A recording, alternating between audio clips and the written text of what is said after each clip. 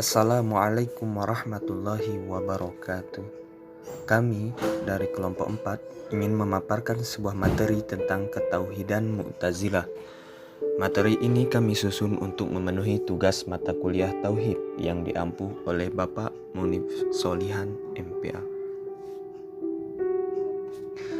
Adapun anggota kelompok 4, yang pertama ada Siti Wasingatul Rohmah dengan NIM 201020400077. Yang kedua ada Anugrah Alifianuddin Pradesa dengan NIM 201020400078. Yang ketiga ada M. Ibnu Febriansyah dengan NIM 2010204080. Yang keempat ada Zulfa Dwi Rizdiana dengan NIM 2010204085. Dan yang kelima ada Iwan Aulia 2010204088. Pengertian Mu'tazilah. Kaum Mu'tazilah merupakan sekelompok manusia yang pernah menggemparkan dunia Islam selama lebih dari 300 tahun akibat fatwa-fatwa mereka yang menghebohkan. Selama waktu itu pula kelompok ini telah menumpahkan ribuan darah kaum muslimin, terutama para ulama ahlus sunnah yang bersikukuh dengan pedoman mereka. Secara etimologi, kata Mu'tazilah diambil dari bahasa Arab yaitu ittazala, yang aslinya adalah kata azala, yang berarti memisahkan atau menyingkirkan. Secara harfiah, kata Mu'tazilah berasal dari kata ittazala, yang berarti berpisah atau memisahkan diri, yang berarti juga menjauh atau menjauhkan diri. Secara terminologi, Mu'tazilah adalah golongan yang timbul pada masa Utsman bin Affan, yang tidak memihak salah satu dari pihak Utsman atau lawannya. Mereka juga golongan yang tidak mau membait Utsman ketika diangkat. Mu'tazilah adalah salah satu aliran teologi dalam Islam yang dapat dikelompokkan sebagai kaum rasionalis Islam. Sedangkan arti dari teologi itu sendiri adalah ilmu pengetahuan yang berkaitan dengan Tuhan. Aliran ini muncul sekitar abad pertama Hijriah di kota Basrah, yang ketika itu menjadi kota sentra ilmu pengetahuan dan kebudayaan Islam. Di samping itu, aneka kebudayaan asing dan macam-macam agama bertemu di kota ini. Dengan demikian luas dan banyaknya penganut Islam, semakin banyak pula musuh-musuh yang ingin menghancurkannya, baik dari internal umat Islam secara politis maupun dari eksternal umat Islam secara dogmatis. Dalam sejarah, Mu'tazilah timbul berkaitan dengan peristiwa Wasil bin Atta, yaitu pada tahun 80 sampai 131, dan temanya Amr bin Ubaid dan Hasan al-Basri sekitar tahun 700 Masehi. Yang selanjutnya adalah dialektika historis Mu'tazilah. Sejarah Mu'tazilah dapat digambarkan melalui teori siklus, yaitu teori yang menggambarkan suatu peristiwa historis dimulai dari fase lahir atau kemunculan, diikuti oleh fase perkembangan atau kemajuan, dan kemudian fase kemunduran atau kehancuran. Mu'tazilah dalam perjalanan sejarahnya mengalami ketiga fase histori ini. Sesuai dengan teori siklus, deskripsi tentang sejarah Mu'tazilah dalam bahasan ini digunakan peristiwa Mihnah sebagai batas demarkasinya, sehingga sejarah Mu'tazilah dibagi menjadi dua dekade, yakni masa sebelum Mihnah dan pasca Mihnah. Yang pertama adalah Mu'tazilah pra-Mihnah. Pada masa ini, difokuskan pada dua hal berikut, yaitu episode sejarah awal kelahiran atau kemunculan Mu'tazilah dan sejarah pertumbuhan atau perkembangan lebih lanjut dari Mu'tazilah serta kejayaannya. Di masa ini juga terjadi perbedaan pandangan teologis antara Wasil bin Atta dan atau juga temannya, yaitu Amr bin Ubaid dengan Hasan al-Basri. Dalam masa ini mengisahkan aksi pemisahan Wasil bin Atta dari forum diskusi gurunya, yaitu Hasan al-Basri, setelah sang murid berbeda pandangan dengan gurunya tentang status hukum muslim pelaku dosa besar. Dalam pandangan Wasil bin Atha, muslim pelaku dosa besar itu bukan kafir dan bukan pula mukmin, melainkan menempati satu posisi tengah antara keduanya, yakni antara kafir dan mukmin dengan sebutan al-manzilah bain al-manzilatain, yang status hukumnya oleh Al-Baghdadi disebut dengan istilah fasik. Setelah memisahkan diri dari forum Hasan al-Basri, kemudian Wasil bin Atha membentuk kelompok diskusi sendiri dan mengajarkan kepadanya doktrin teologis terutama al-manzilah bain al-manzilatain, sebuah pandangan mengenai status muslim pelaku dosa besar yang tentu saja tidak sejalan dengan Hasan al-Basri. Wasil bin Atha dan para pengikutnya itulah yang kemudian dikenal dengan sebutan Mu'tazilah. Pandangan teologis yang pertama kali dikemukakan oleh Wasil bin Atha sebagai pendiri aliran Mu'tazilah adalah al-manzilah bain al-manzilatain, yaitu posisi tengah antara dua posisi, kafir dan mukmin, bagi muslim pelaku dosa besar. Sebagaimana telah diketahui bahwa pada masa itu pandangan seperti yang disampaikan oleh Wasil bin Atha itu adalah unik, karena sangat berlainan dengan pandangan umum yang sudah ada. Pandangan umum yang berkembang masa itu adalah pandangan Khawarij yang memberi vonis kafir atau kafir murtad bagi muslim pelaku dosa besar sehingga halal untuk dibunuh, dan Murji'ah yang tetap mengakuinya sebagai mukmin, serta ahli hadis yang memandanginya sebagai munafik atau fasik. Bagi Wasil bin Atha, muslim pelaku dosa besar bukanlah kafir dan bukan pula mukmin serta munafik, melainkan adalah fasik yang berada pada sebuah posisi antara iman dan kafir dengan sebutan al-manzilah bain al-manzilatain. Alasan Wasil, iman merupakan sifat baik yang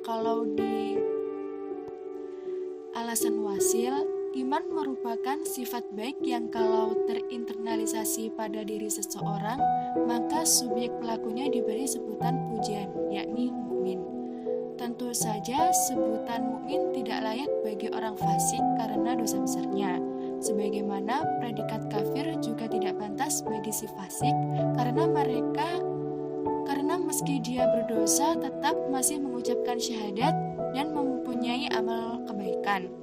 Karena muslim pelaku dosa besar itu menyerupai mukmin dalam akidahnya dan menyelisih pada segi amal perbuatannya, dan atau menyerupai kafir dalam amal perbuatannya dan menyelisihi dalam akidahnya, maka dia berada pada sebuah posisi antara dua posisi, bukan mukmin dan bukan pula kafir, tetapi berada di tengah-tengah antara kedua posisi itu dengan predikat fasik. Doktrin teologis berikutnya yang dibawa oleh Wasil bin Atha adalah faham qadariyah, sebagai yang diajarkan oleh Ma'bad al-Juhani dan Dilat ad-Dimashqi, dan peniadaan sifat-sifat Tuhan. Dalam pengertian apa yang disebut sifat Tuhan sebenarnya bukan yang memiliki wujud tersendiri di luar zat. Menurut Harun Nasution, dua dari doktrin teologis yang disampaikan oleh Wasil bin Atha itu yakni al-manzilah bain al-manzilatain dan peniadaan sifat-sifat Tuhan, kemudian menjadi bagian tidak terpisahkan dari keseluruhan ajaran pokok Mu'tazilah dalam bidang akidah Islam yang populer dengan sebutan 5 doktrin teologis Mu'tazilah atau al-usul al-khamsah. Adapun 3 doktrin teologis Mu'tazilah yang lainnya adalah al-adl atau keadilan Tuhan, al-wa'ad wa al-wa'id, janji dan ancaman, dan al-amr ma'ruf wa an-nahi an al-munkar atau memerintah orang untuk berbuat baik dan melarangnya untuk berbuat jahat. Mu'tazilah ini sebenarnya muncul pada masa berikutnya, tetapi pemikiran teologisnya yang sempurna dan utuh baru selesai dirumuskan pada masa pemerintahan Abbasiyah periode pertama. Kemudian pemikiran teologis Wasil bin Atha diperjelas oleh muridnya, terutama Abu Husail al-Halaf bin Nazir.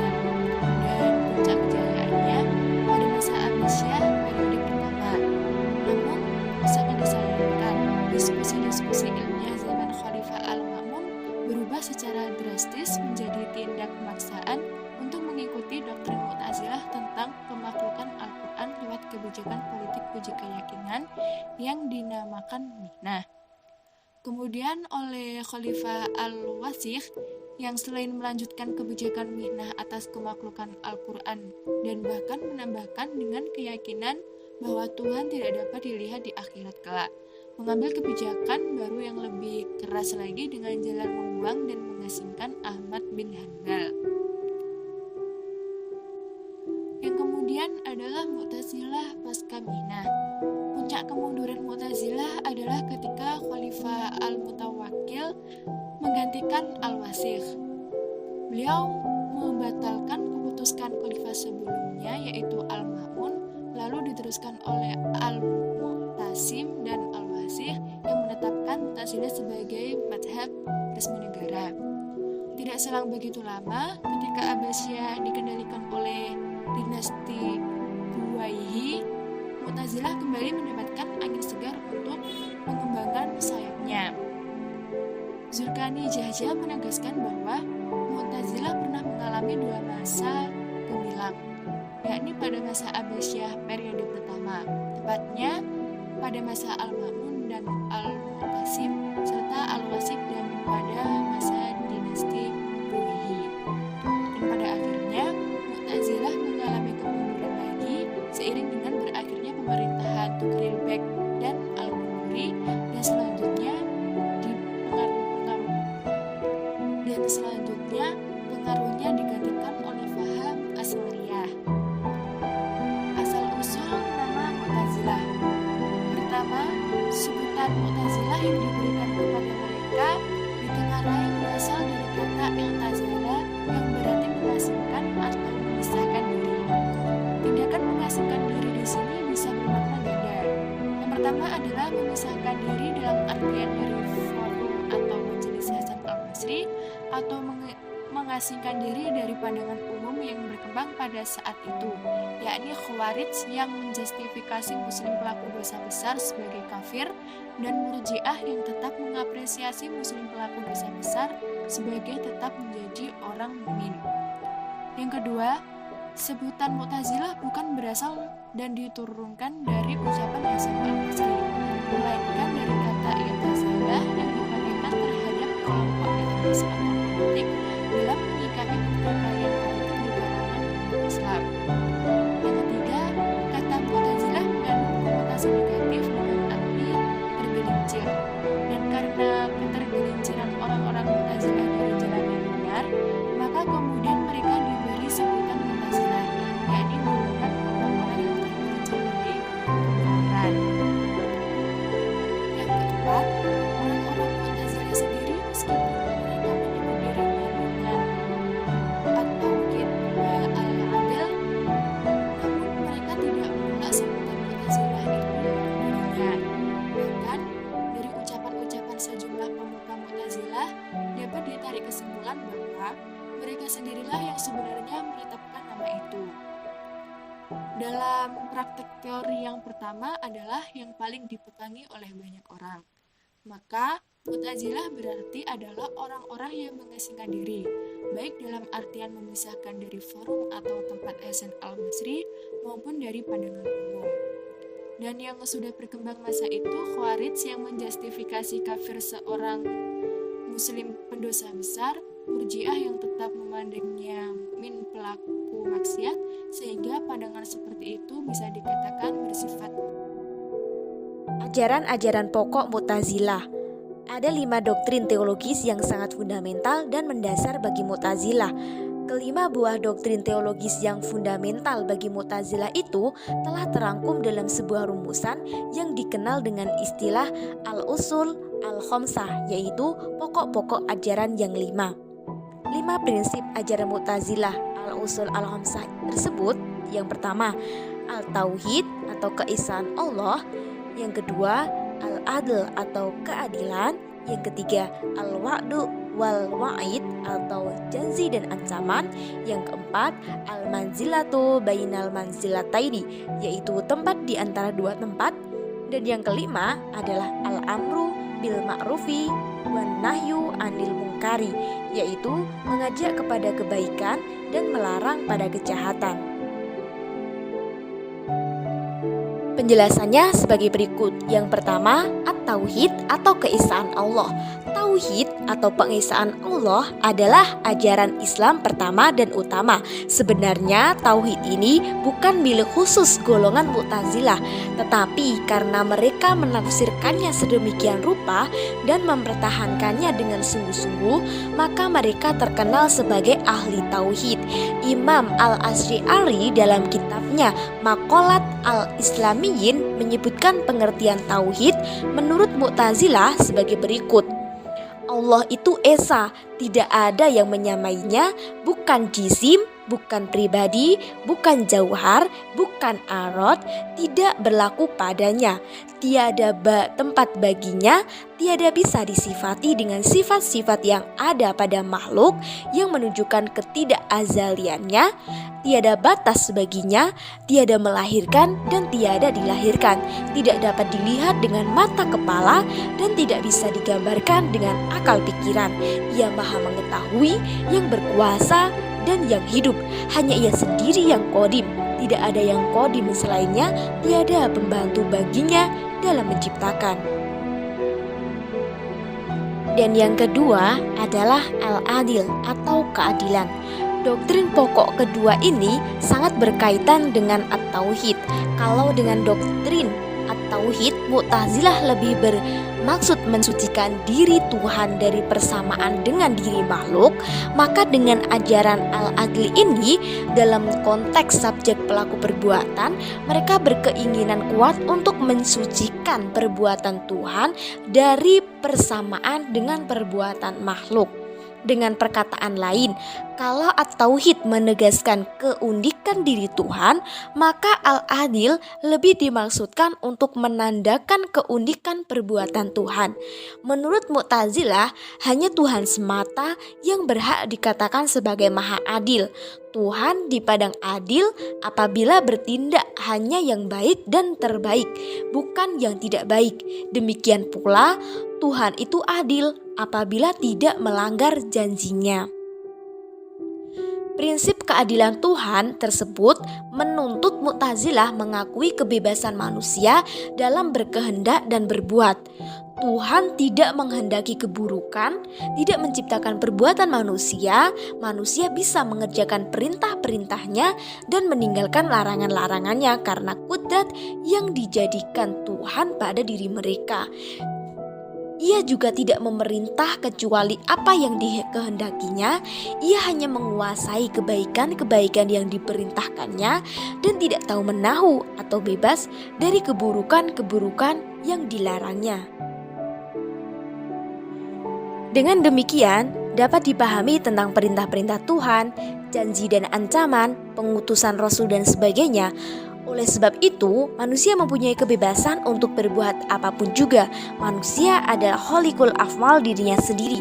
Kalau manusia tidak merdeka di dalam perbuatan-perbuatannya, maka tidak adil kalau Tuhan meminta pertanggungjawaban dari perbuatan mereka.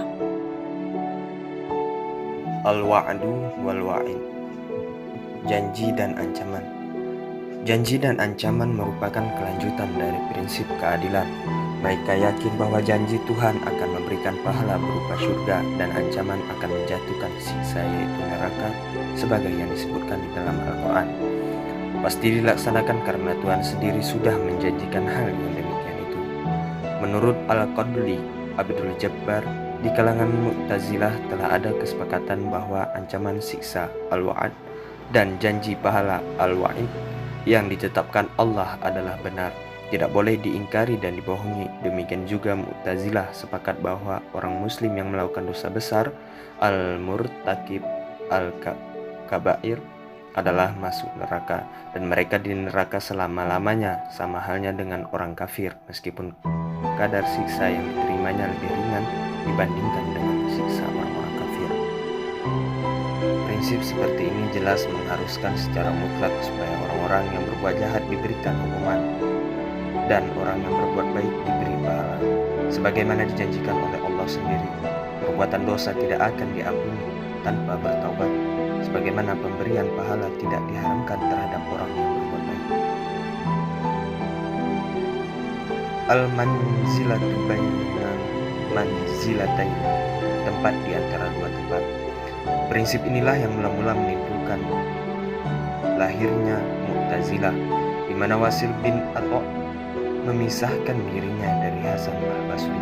Menurut Wasil, seseorang yang berbuat dosa besar selain musyrik tidak lagi termasuk mukmin dan juga tidak termasuk kafir, tetapi pada posisi antara mukmin dan kafir yang disebutnya fasik.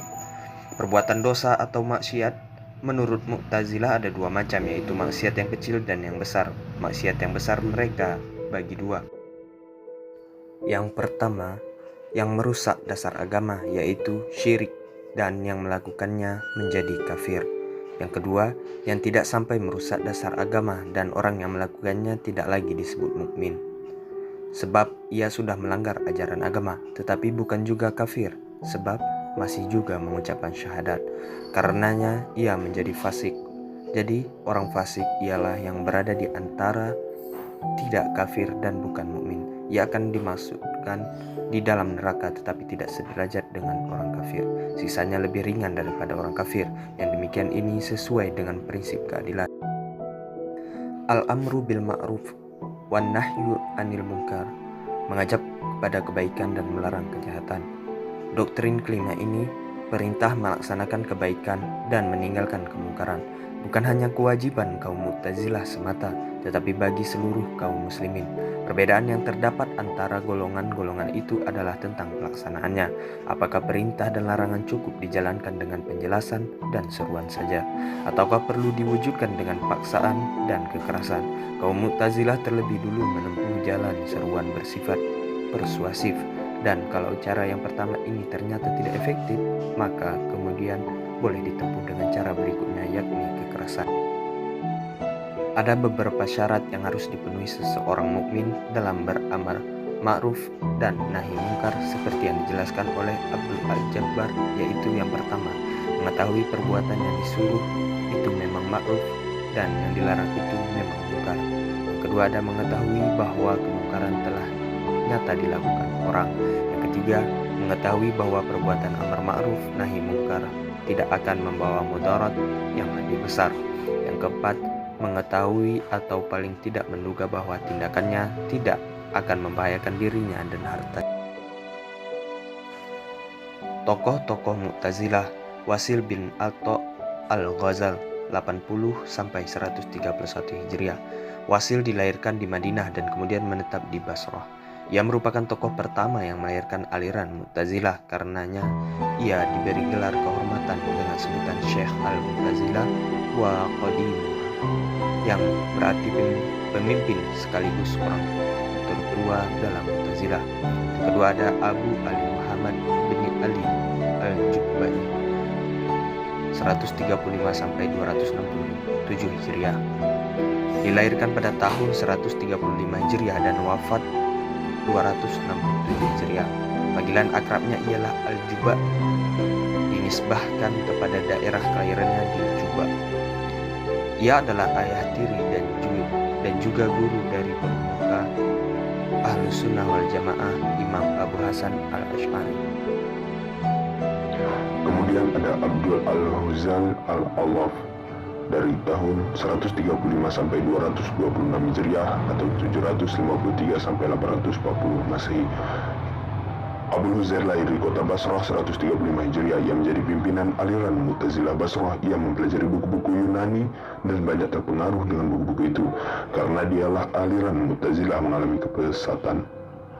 Pendapat-pendapatnya antara lain: satu, tentang arat; kedua, menetapkan bagian yang tidak dapat dibagi dari lagi, atom; yang ketiga, gerak dan diam, dan sebagainya.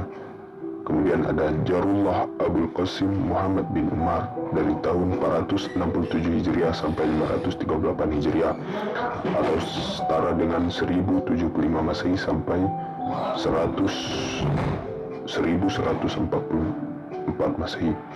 Ia lebih dikenal dengan panggilan Al-Zamakhsyari. Ia lahir di Khawarazm, sebelah selatan lautan Qazwin, Iran, Ia tokoh yang menelurkan karya tulis yang monumental yaitu Tafsir Al-Kasyafat.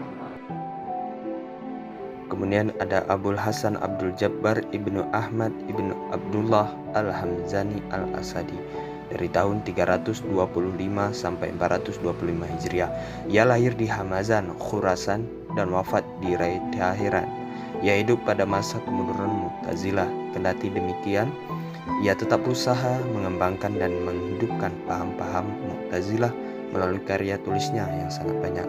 Di antaranya yang cukup populer dan berpengaruh adalah Syarah Usul Al-Khamsah dan Al-Mughni fi Ahwali wa Al-Tauhid.